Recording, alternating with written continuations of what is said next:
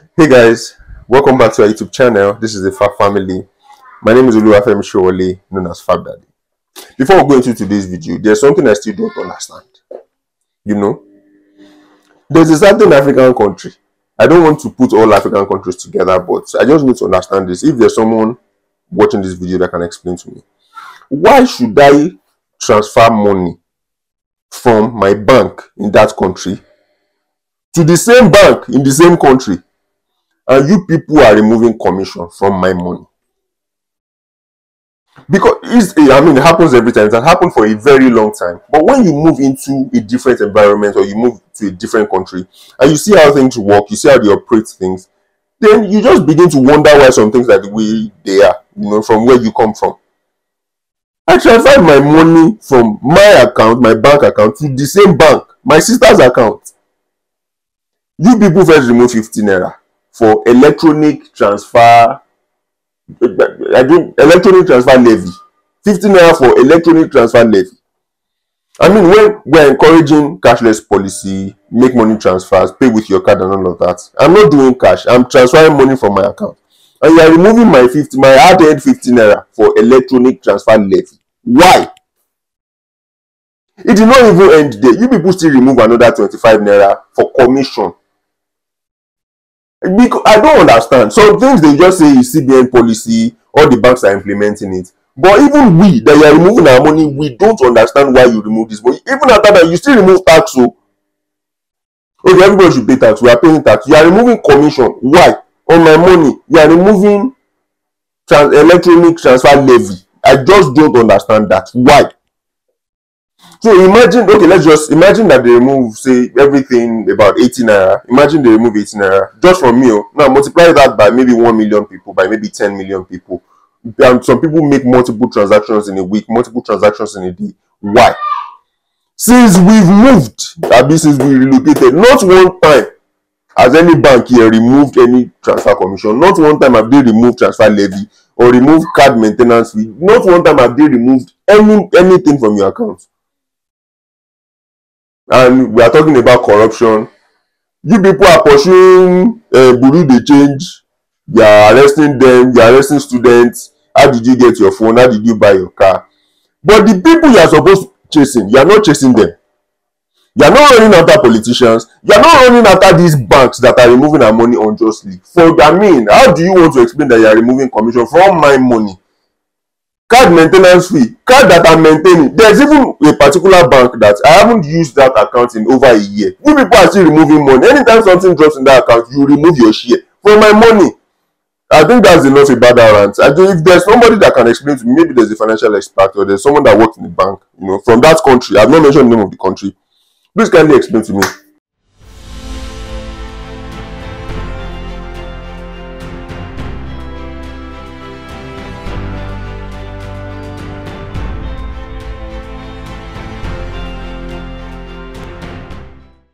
So what I want to talk about today, while I'm offloading this stuff, I visited the fruit market. We have a fruit market close to the house. I think we've released a video on that before. It's like a £1 market where you buy basic fruits or basic stuff for £1 or just around £1. So I went there this morning to get some stuff. I got pineapple, 2 of it for £1. Yeah. So these two together for £1. Strawberry, yeah, these two together for £1. Is it £1? No, I think this is £1 each. I think so, for strawberry. Grapes, this one is I just poured it in here. It's a lot. This is £2. Yeah, I got £1 each, so everything together is £2. Then banana. This is also £2. It's a bunch for £1, I think. This is how it looks. So this is £1.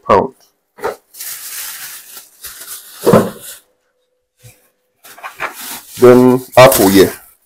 Apple, all these two for £2. I bought the green and I don't know if you can see it clearly. The green and the red. Yeah. So everything together, £2. And I think that's all.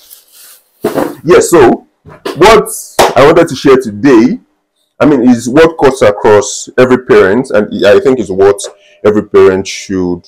Most parents will already, have that in mind, but I think we need to be conscious of these things. They are just things I want for my girl children. So it's what every parent should want for their children, but because I have two beautiful girls, no boy, that's why I tagged it for my girl children. But I think it's what every parent should want for their children. People have asked me if we're going to do one more round because I don't have a boy. That Fab Daddy, when are you going to have a boy? Don't you want to have a boy? I mean, you guys should try one more time. But who told you I'm looking for a boy? Who told you I'm looking for a boy? Eh? I asked God for children. God gave me children. That's it. What more can I ask for? Well, my mother gave birth to 6 children, so I have 5 siblings. We have 5 boys and 1 girl. And those 5 boys, I mean, we have 4 other boys, including me making 5. They have stressed my life. Look at my face. They have stressed me. So I'm not even looking forward to having another boy or meeting another boy in my life. I don't want. They've stressed me. So I'm very happy. I'm very grateful for my girls. And here we go. So number one that I want for my girl children, I am very passionate about it. And God willing, I'm going to do my best. My wife and I are going to do our best as parents to give them to the maximum, as much as they want. Number one is education. I'm listing it in no particular order. It is education. My children, by God's grace, will be educated. And when I'm talking about educated, education, I'm not just talking about schooling, having a BSc, having a master's degree, not all of that. So I used to tell people with confidence that I am an educated photographer. I'm not just a photographer, I am an educated photographer. So one thing I have learned since we relocated here is over here, everything, there's a sense of education attached to everything, no matter how basic. So what I mean is, back home, if you want to, we see some black collar jobs. They are called black collar jobs now. Like, mechanic, doing printing, vulcanizing and all that stuff. We feel that when you can just take your child to someone who is a bricklayer, that okay, I want my son to be a bricklayer, and you just tag along. It's majorly just practical. They really don't do theory. I mean, mostly don't do theory. But over here, there's a sense of theory attached. I mean, there's a sense of education attached. It's not just you learning the basics. It's not just about the practical. It's also about theory. So at some point, I wanted to learn. There's a forklift machine I wanted to learn. So I just felt, this just come and show me. I mean, it's easy not to drive it. I see people drive around. Just show me how it's done. Maybe under 1 hour we're done. And when we had that, in fact, it was tagged a course. I took it as just a basic training, just teach me how to operate the forklift, and that's it. But it was tagged a course. We had a theory session, we had a practical session. My dear brethren, we even did, do I call it a test or an exam? Let me call it an exam. We even did an exam on this thing that we want to drive. So you are trained. That is what we call education. It's safe to say that you're an educated forklift driver because you know the practical, you know the theory, you have to pass a test, to be licensed. You get what I mean? So anything my children want to be, by God's grace, they are going to be educated.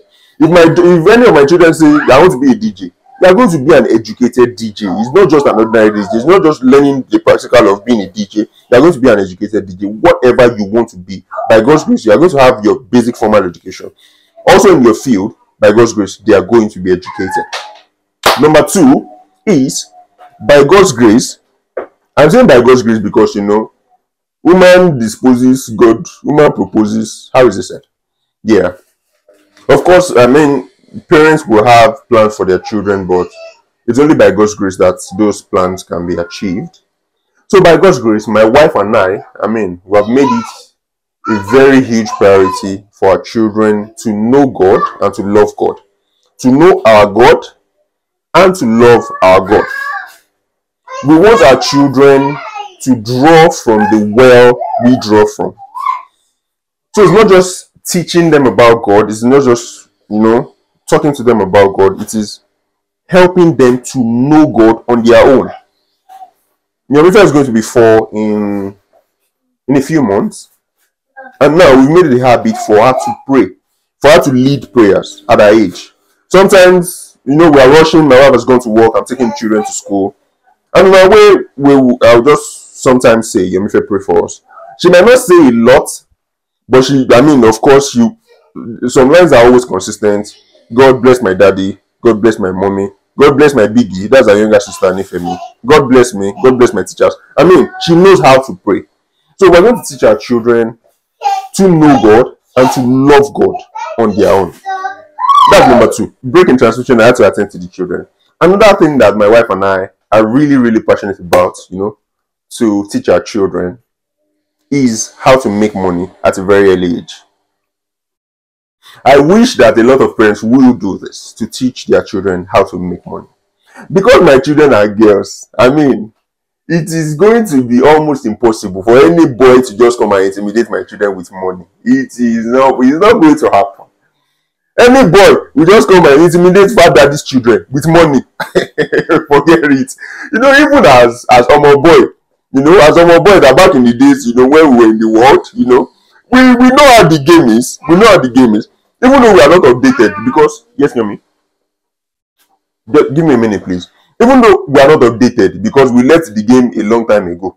For our, our younger ones, Michael, Laolu, we've left the game for you guys.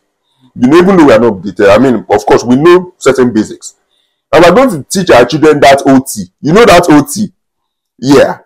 No boy can intimidate my children with money or with anything. It's not going to be possible. So forget that one. We're going to teach our children how to make money in very, very good means, very good ways of making money at a very early age. It's very, very important. I'm just going to drop one last point. I mean, there's quite a lot of them, but we're just restricting it to this few. So one very important thing that we as parents want, when I say we, I mean my wife and I. I'm not talking about you people. You decide what you want for your children. So one very important thing we want for our children is to be the best version of themselves, the best they can be in anything they want to do or in anything they are involved in. Being the best seems general, but I'd like to explain.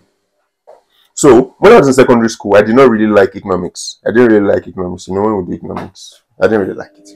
So because I considered economics as my weakness, I didn't really put in effort into studying for economics or paying attention in class because I just felt it was boring. I didn't really like it. I loved English language. I loved mathematics a lot. I always had my highest score in mathematics. So I paid so much attention in mathematics, but I did not really pay attention to the ones I did not like. And that affected my result. Because at the end of the day, out of maybe about 24, 25 people in class, I'm taking the 8th position, 7th position. I think one time I took 4th. I was good at maths. People knew they considered me brilliant because I was good at mathematics. But because of the other subjects I was not good at, I did not pay attention to them. So there was one time, I think I was in SS1 or SS2, I can't really remember. I just decided, we had a test. I can't remember exactly what it's called. It's a not midterm test. Is it midterm test? We had a test. I remember it was over 10. Then the night before we had to have the test, I just decided to read. I rarely did that. I mean, for economics, it was just based on discussions I had with my friends, what we were taught in class, then 1 or 2 revisions. I did not really take my time to study.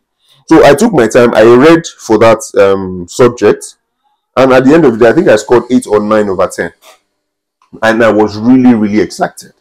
And that's sort of a little bit, I didn't have a lot of understanding in them, but in a little way, that changed my perspective. That some of the weaknesses we claim that we have, that I'm weak in this area, is partly because, yeah, baby shark in the sitting room. I'll be with you in a minute. Just give me a minute.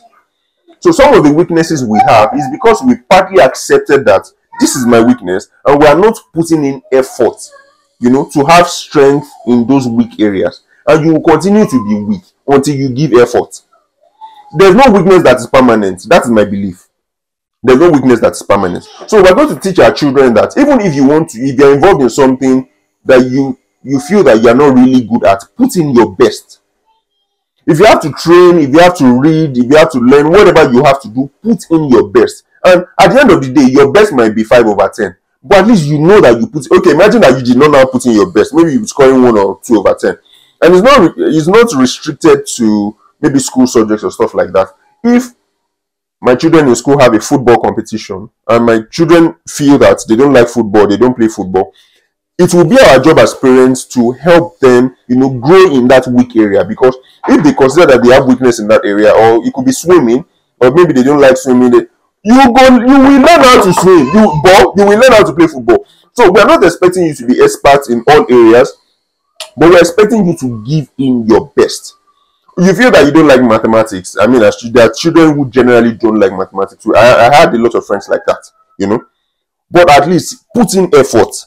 Give in your best to learn that thing you feel that you don't like. It is not for you to be the best at it, but you really don't know how good you can be. That weakness you are complaining about, even as adults, that weakness you are complaining about, you really don't know how good you can be or how strong you can be in those areas if only you put in your best. One of my favorite sayings is that you really don't know how far you can go until you go too far. Honestly, I'm telling you, and that is something we're going to be teaching our children, to be the best in any, especially in areas they consider themselves weak. You might be weak, that's fine, but you do not remain weak. And by God's grace, we're going to try our best also as parents to help our children to grow. And sincerely, I want to pray for all parents that whatever we have planned out to do for our children, to help our children with, God will help us to achieve those plans. God will help us to be successful in those things we have laid out for our children. God will help us, God will preserve us to be alive, to train our children the way they should be trained. God will help us to bring up our children in the right way and to make provisions for our children.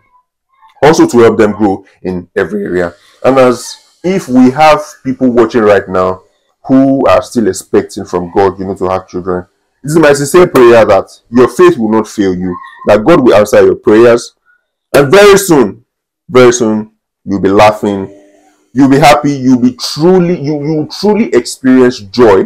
God will answer prayers, and you will share your testimony. In Jesus' name I have prayed. So if you've watched right to this point, I want to say a very big thank you. Thank you for all the love. Thank you for all the support. Thanks so much. If you're on this page and you have not subscribed, please click on the subscribe button before you go. Also, please like this video. You see that I'm begging you people, you will not like it if I change it for you. Please like this video. Please. You can also do well to click on the notification bell so you get a notification every time we release a new video. Thank you so much once again. Go and see some other time. It will be.